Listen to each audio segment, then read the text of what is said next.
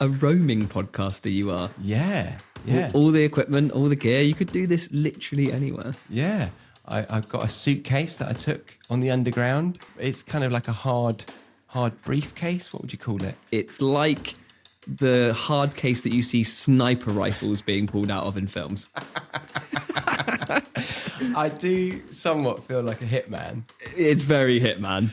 But instead of bullets, we use vocabulary. So I think international flights are brilliant for a few reasons. Was it the Warner Brothers? Yeah, the Warner Brothers, they were doing Bugs Bunny and then they were doing planes. Hello and welcome to the British English Podcast, the show that helps you better understand British people and British English. And today we have my friend Matt back on the show to give us his 5 most brilliant things in his life to help you understand what British people value. So, hello Matthew, how are you today? Very good, thank you, Charlie. Good to be back in the proverbial hot seat, I guess. Yeah. Absolutely. We're in your digs, your neck of the woods today. Thank you for hosting this show in your flat. You're very welcome. A roaming podcaster you are. Yeah. All the equipment, all the gear. You could do this literally anywhere. Yeah. I've got a suitcase that I took on the underground. It's kind of like a hard briefcase. What would you call it? I think for those that are just listening to this, if they wanted to sort of imagine what the briefcase was like, it's like the hard case that you see sniper rifles being pulled out of in films. I do somewhat feel like a hitman. It's very Hitman. But instead of bullets, we use vocabulary. So yes, we're here to talk about your 5 brilliant things. I don't know if you've listened to the show. I sent you... So the show that I'm talking about is called 5 Brilliant Things by Russell Howard. He's a comedian in the UK.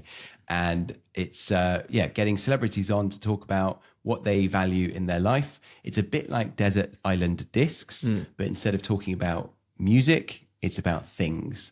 I sent you one with Stephen Merchant. Did you give it a listen at all? It's between now and 10 a.m. this morning when you sent it to me. No, I've not listened to an hour's length of podcast. That is absurd. Okay, well, let's see how we fare. So I did this already with Harry. I don't know if it will be out before this one. It should be, hopefully. And I went through mine chronologically. I don't know if that's necessary, so I don't suggest that necessarily for you. So let's just go with one of your 5 brilliant things. What's the first one for everyone? Jumping straight into it on this pad of paper that I've got with them written down because my phone's being used to record with. Very old school. Yeah. Number 1 of my 5 brilliant things is international flights. Oh, okay. Yeah. Not really a thing. Well, I mean, everything is a thing, but yes, it's not a possession of yours. My first one was very odd. It was my milk bottle. When you said that, I was like, that is weird.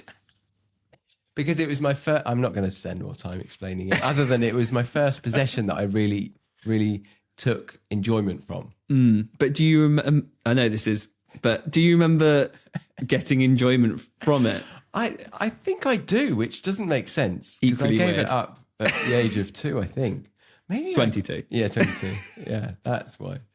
But yes, so weird decision. So international flights, I think, is more acceptable as a thing. Can you explain why? So I think international flights are brilliant for a few reasons. The first of those reasons is that they are pretty new, really, in, I guess, the course of human history. Right. We've not always been able to fly around the world to far-flung places to go and explore and see other parts of the world. It's relatively new in human history. And then it's relatively new, so we're lucky to be alive when we can fly internationally, but also fly internationally pretty cheaply. Yeah. Like, it's not that expensive. It's expensive, but it's not inaccessible to everybody. Everyone, if they saved up, could fly kind of wherever they wanted in the world, which is pretty crazy. That is, yeah. I appreciate that you have a gratitude for something that many people probably take for granted nowadays, because it is a feat. Like, was it the Warner Brothers? Yeah, the Warner Brothers, they were doing Bugs Bunny, and then they were doing planes at the same Really took me on it. same time. It was Bugs and Jumbo Jets. It was the Wright brothers. The Wright brothers. Yeah. There we go. Your face really made me confirm that I've got it right then. Oh, You did sold well. you. You sold me. Yeah, So it was the Wright brothers. the Wright brothers. And they were just flinging themselves off a little pier. Yeah. Only, 150 years? Less than that? Yeah, it's not that long ago that we learned to fly. Yeah. And now you can fly direct to Australia. London to Perth. Yeah. One flight. Sorry to butt in right now, mid-conversation, but you were just exposed to a lovely phrase, and I want to teach you that phrase properly.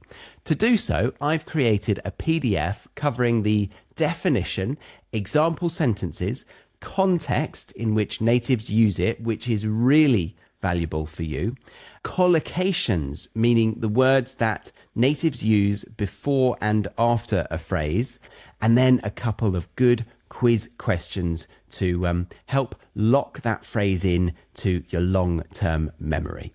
With this knowledge, you will go from having heard a new phrase to being 110% confident in using it when speaking English yourself.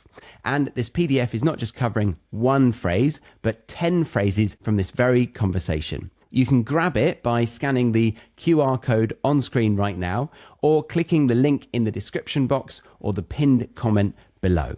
That link will take you to this page.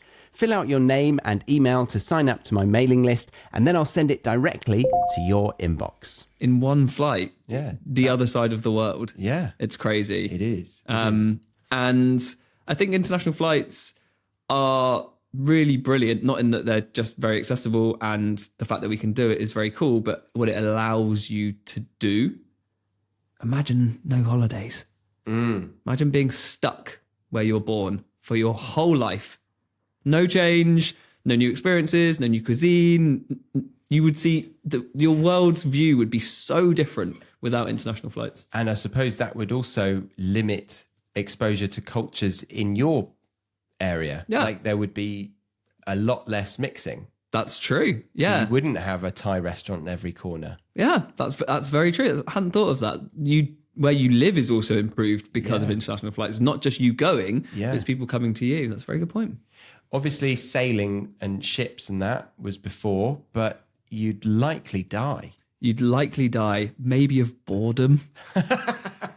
You know, my grandma, she went to Australia on a boat. It took her about 2 months. No. I think it took her 2 months. 2 months on a boat. Sorry, boats, but you're shit. They are rubbish, aren't they? I've not done a cruise, so I can't complete that thought with all types of boats. I mean, ferries, awful. That's what I mean. I mean, if you're on a nice yacht, A yacht. going yes. around the British Virgin Islands, Oh, yes. lovely. Yes. So like a leisure, you're living on it. It's very nice. You're jumping in the water. We're not talking about those boats. We're not. We're talking about Dover to Calais on a big ferry with the flappy down front. It's to let the cars in. Oh, it's just dire. It really, seagulls squawking away near you. It takes so long. I got the ferry from, I can't remember where, somewhere in the northeast of England, to the Hook of Holland, Amsterdam. Oh, right. To fly to Amsterdam from London City is, I think, 50 minutes. Right. To get the ferry, we had to get a cabin to sleep in. It took that long. I was like, what are we doing? It was so slow. So yeah, that's the alternative. When you think of the alternative, you boats there to flying. Yeah. Just off you go. Yeah. Max you're going to be doing is 22 hours. How long is it to Perth? 22-hour flight? 20-hour flight? Under, I think, now. Yeah, about that. 19 hours, yeah, I'd say. So that's the longest you're ever going to be flying. Yeah. Yeah. It's nothing. It is very good. And I'm very glad that I don't have a phobia of flying. That would be very limiting. So my wife's Stacey, you know Stacey, her auntie, she has a phobia of flying, and she's getting a dog from Amsterdam, a very specific breed, an Aussie Terrier, and I think the breeder actually is in Sweden or somewhere, and she's going via train to get there because she doesn't want to fly. I think that's what they're doing. By a train. Yeah. Going all the way round. So Eurostar to Amsterdam, up to Sweden, Collect the dog and then back. and then just back to the train station. Yeah. I think it's going to take her like a week. Yeah, it's the how much flights collapse the time frame in getting to your destination, whether that's for dog collecting, for holiday, for business, whatever it is. Yeah. It's just so fast. And it allows you to actually squeeze in a holiday in a very far off land without taking up loads of like holiday days Yep, from that's your true. company. That's very true. Yeah. If you fly overnight, Yeah. you're asleep. Well, you're not asleep, are you? Let's be honest. You're not asleep on a flight. You're never really asleep on a flight. You're sort of asleep, but Yeah. not really. What do you do on a flight? It's changed over the years. I used to get incredibly battered, of course, because I'm a British person flying. So you rock up at Wetherspoons at 7 a.m. In the airport? At the airport, you have 3 pints of course for breakfast. We did that on our ski trip. We did. Yeah. We did. Had a pint with breakfast. It's kind of the done thing. It's a ridiculous thing. It's ridiculous, and it's very not okay It's in not- most countries. Yeah. That's not the right sentence structure, but yeah, it's really far from acceptable for most cultures, apart from us Brits. lot. Yeah, Anytime you turn up in the airport, you're like, 1 pint of Guinness, please. yeah. But so you used to get battered. I used to. I'm not saying I don't now, but I try and obviously not make that the main thing. It does sound fun though. It is fun. Being drunk on a plane is fun because you get more drunk because of the altitude. Yeah. And you're not doing any. There's no expectation. You can't quickly check your emails. You can't do a bit of. I suppose you could do a bit of work, but really, you're there to sit and watch TV Yes. and have booze and crap food brought to you. I like how you're doing nothing, but you feel like you're achieving a lot at the same time. Yeah. It's just watching TV, reading, listening to podcasts, cycling those 3 things, and then just being in and out of sleep Yes. between those 3 activities. Yeah. Do you ever do any stretches? I will get up and I'll have a nice stretch by someone else's leg. The last flight I was on, a man next to me would get up very often, and he was in the middle seat. So a lady had to get out each time, and she was getting really pissed off to the point where a stranger makes eye contact with me, acknowledging this ridiculousness, and she tuts and rolls her eyes. And I noticed that he would just be standing by one of the doors for over 30 minutes at a time. Wow. And he did this like 6 times. Doing a bit of yoga on the plane. But he was just standing, Oh, we just stood. looking at the monitor, just standing there. Psycho. No, that's what I thought. What do you do on planes? I cycle those 3 activities. A bit of like podcast editing, that's ideal to have. Yeah.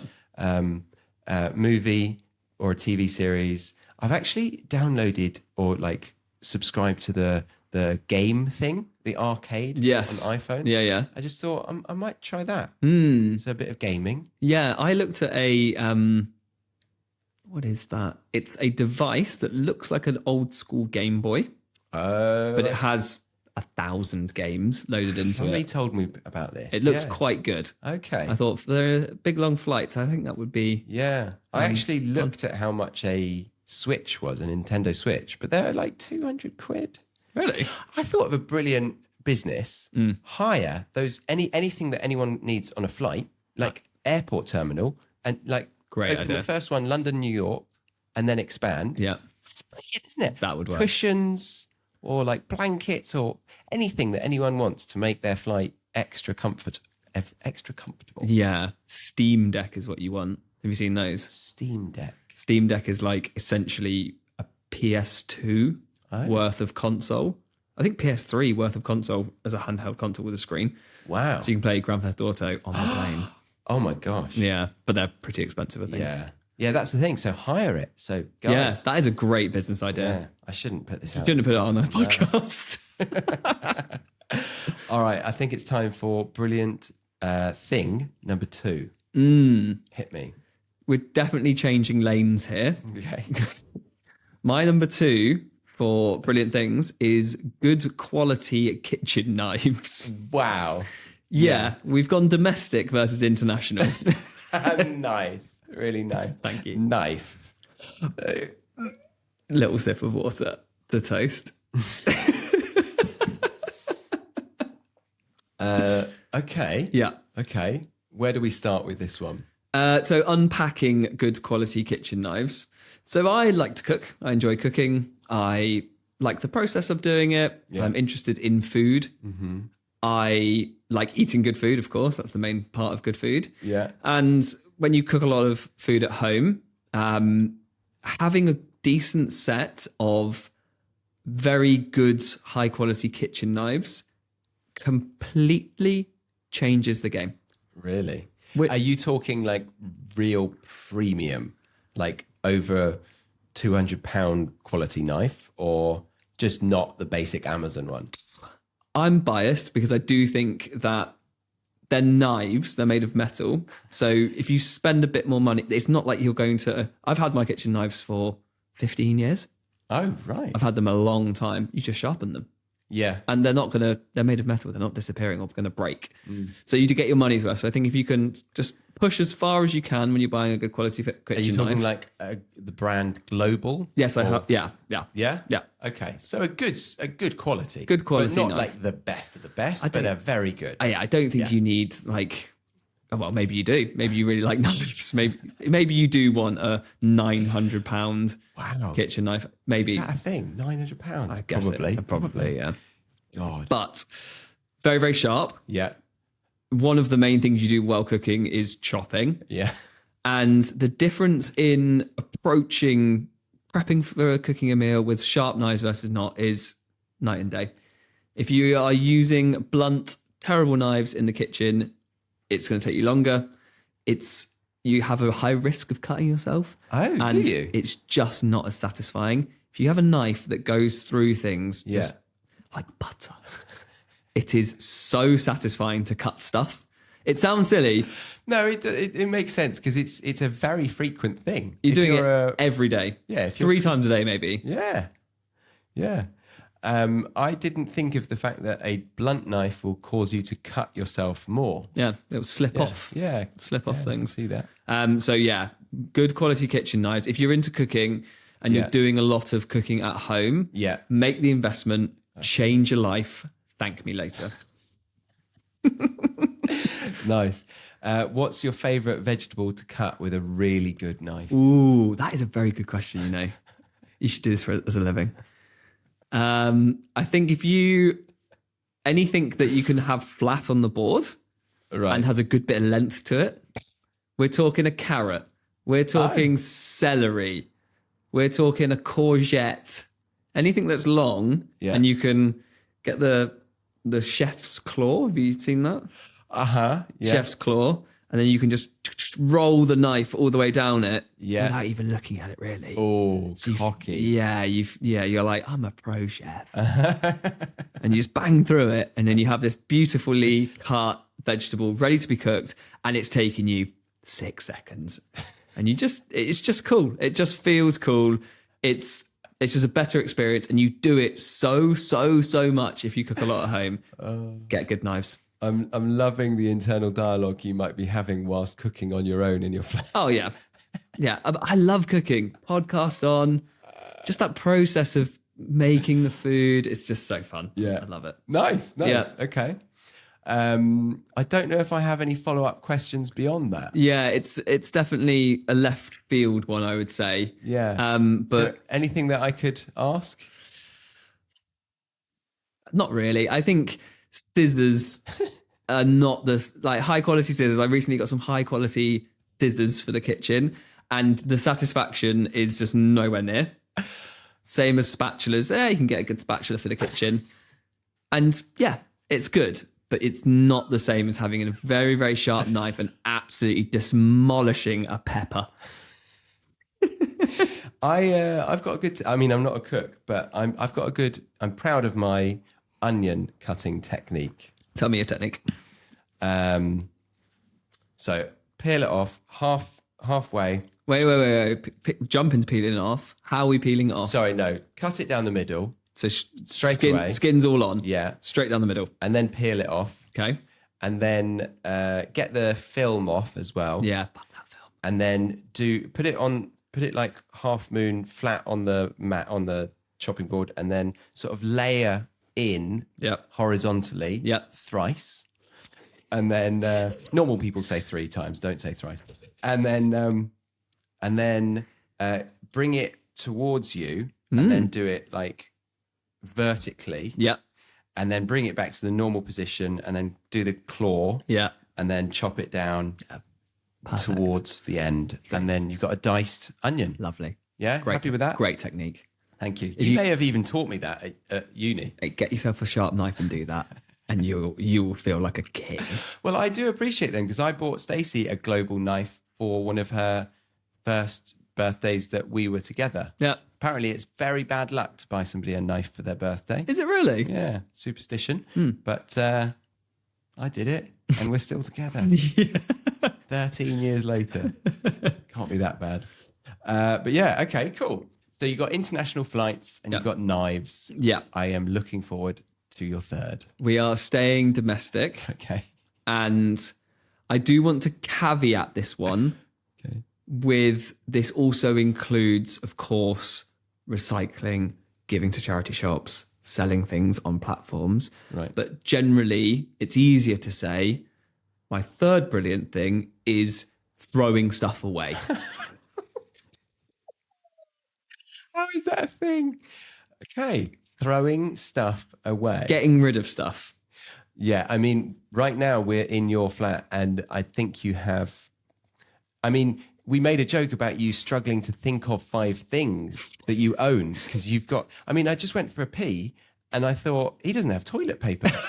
He doesn't believe in toilet paper either. I did find it, but it was very nicely tucked away. You have a very minimalistic view on life. It's very calming, but I think people would think my flat is quite minimal. It is very minimal, yeah. And yours is a league above in that regard. It's probably gone a bit far. I'll be the first to admit.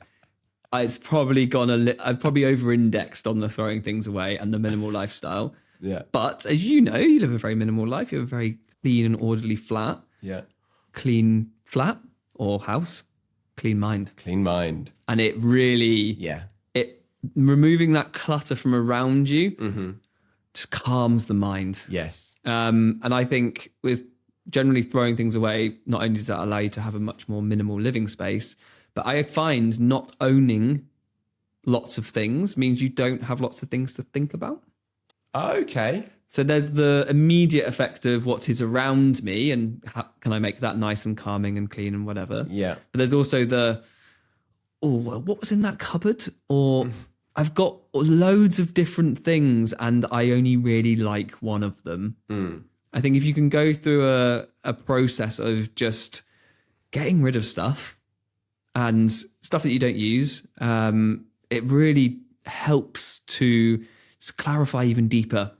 It also helps moving around a lot easier. Yes. And it makes you value the things that you do have. Yes, I like that. Because the things you've decided to keep, you've decided. It's not they've passed some bar, whatever that bar is. They've made the cut. Well, your bar is very high. So yes, they are clearly a pride and joy of yours. Yeah, loving everything that you own is very nice. Yeah. Touching everything that you touch or interact with in your day-to-day life, you're like, I love this thing. Yeah, that's so true. Not, I hate that thing, which is annoying. So yeah, I think throwing things away generally is a brilliant thing for anyone to cleanse their mind, simplify their life. Yeah. You don't need to go quite as far as maybe I've gone, I think maybe we've over-indexed, as I said. But I think generally it's a very satisfying process to go through. Was it a process that you went through with your girlfriend, like during your relationship, or you were like that before you met? No, Lauren definitely sprung this on me. Okay. I used to be lots of stuff. Ah, yeah. Yeah, not hoarder, No. but stuff. Yeah. Just crap. And Lauren has moved around the world when she was growing up, so generally had a lot less stuff. Yeah. And then sort of it started encouraging me to get rid of my stuff. Ah. And then I was like, oh my God, this is amazing. Oh, right. So she brought it on you. Yeah. And now I try and throw away her stuff, which you shouldn't do. If you're living with people, don't throw away someone else's stuff. They definitely don't, like that. No. I mean, Lauren was saying that she's trying to get rid of some batteries, as in like she's giving them away at the office after Christmas. Can I say? Yes. Well, we had a clear out on New Year's Eve, which was very satisfying. And even though we had not very much stuff, we still had 2 bin bags of stuff to be thrown away and a whole bag of weird and wonderful crap to go to the office with Lauren to be given out to her co-workers. And this is an Apple office. Yeah. Yeah. These guys they're doing fine. They can buy their own crap and they love it. People do like free stuff though. Yeah, people do like free stuff. It is interesting. It's a very like personality. Certain personalities really do hoard. Oh, they do, yeah. And we noticed that when we were leaving Sydney, we did a little sort of car boot sale outside our drive. Ooh, like in films. Yeah. Oh wow. Yeah. How did it go? It went pretty well. It was a slow start, but we were there all day. Got really sunburnt. But yeah, we had like all sorts of random stuff. And then at one point, this older guy with a slightly younger partner. Don't know if I needed to say that. It's an odd detail to add, but let's see how it develops. So they just they seemed a bit kooky straight away. Okay, right, yeah. And then she said, "How much is this?" And I said $5 or something. And she's like, "Oh, that's really good." And I could see him saying, "Oh, we don't really need that." Oh. And they were there longer than anyone. They were there for about 45 minutes, like going through everything. And when they left, they almost couldn't carry how much stuff they had. And this was them just going for a coffee probably on a Sunday. They just, it was just so much junk that they had. Wow. It was like dumbbells, like an old webcam, like 5 tops that Stacey doesn't need, like Tupperware, like really random. You don't need that stuff.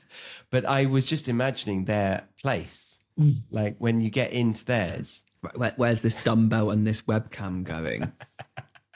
Oh, it's just crazy, isn't it? But it is, I think it's human nature to hoard. It is. I think it's unnatural almost to do what you've done, which is much nicer to live in a clean environment where you really value the things. I think most people go towards collecting. Yeah, stuff is nice though, isn't it? Stuff is nice. And getting new stuff is lovely. Yeah. Look, we all love new stuff. And we don't want to get rid of old stuff. And bringing new stuff in, you're kind of like, well, I still want to keep my old stuff. So Yeah. of course you collect stuff. Yeah. But I think it's good to be like rotational. Yes. Don't get me wrong, I love new stuff. I'm getting new stuff. But if new stuff is coming in, some old stuff's got to go out. I would say you're probably on the verge of insanity, but at the same time, I admire it if that makes me insane as well. Yeah, but you're, like I said, you're very minimal anyway. I feel like there are some people that see the flat or kind of parents and they're like, where's all your stuff? I can imagine. It's like you've not moved in. It's Yeah. like, yeah. I can imagine their generation coming in like, when did you move in? Yeah. Yeah. Where's all the stuff? Bless them though, that generation, they love a bit of stuff. Oh, yeah. Oh, a big house full of stuff. Well, that's because Oh. I guess materialism happened halfway through their life. True. And so they were like, oh my God, I can get all this stuff now. Yeah. And I think maybe we move around a bit more. Yeah. So we don't want that holding us down. So we're actually going to leave the free version of this conversation here for today. The full episode is available for premium podcast listeners or members of my academy. To learn more, you can go to thebritishenglishpodcast.com. But if you're not interested in doing that, then remember to get the free PDF that helps you go from confused about the advanced language that came up in this episode to completely confident to use them yourself next time you're speaking English. To get that, scan the QR code on screen right now or click the link in the description box or the pinned comment below. And if you're wanting another video to watch right now to improve your English, then I reckon you'll love this one on screen right now. So, see you in that one.